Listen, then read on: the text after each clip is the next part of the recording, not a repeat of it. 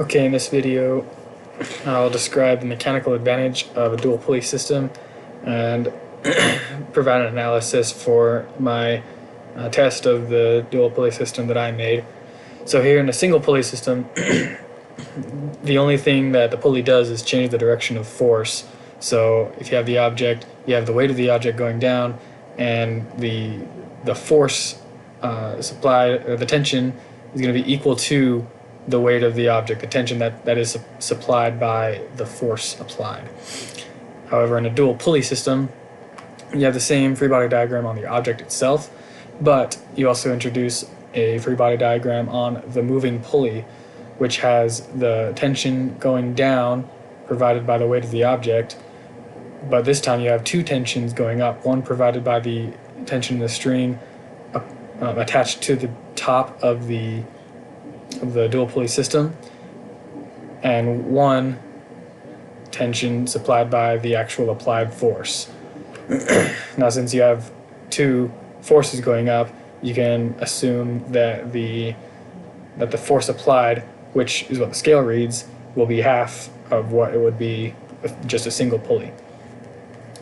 So to compensate for that, if you divide this the F in this equation by 2, then consequently you have to multiply the distance by 2. So in that light, our new weight read on the scale should equal the normal weight divided by 2, and the theoretical distance that you pull the string or the scale is going to be equal to the height of the object times 2.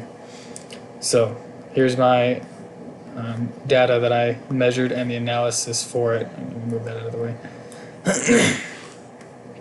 Okay, so again, I described last week what happened in each of these three scenarios.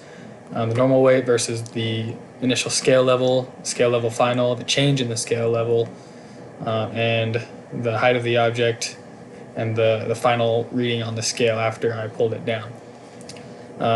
Now, again, to avoid confusion, the level here refers to I marked on the posts going down, 1 through about 90. So the scale began at a level of 41, and I brought it down to a level of 80. So the change is 39. So let's see. So in my analysis for the first object, the normal weight was 4.66 pounds, and the final weight reading on the scale was 3.08. Now it should have been 2.33. And again, there's some deviation in each of the three objects. I feel like I have a high deviation on the last one, probably because the object was so big that there was a frictional force provided by the object meeting the surface of the posts as it was going up and down, so it resisted going down, and that's why the actual final weight the actual final weight on the scale was less than the theoretical final weight.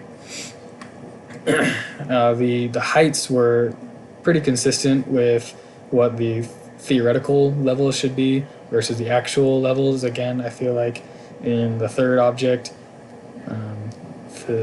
the scale level change was a little bit off because of the same reason. So that's my analysis here.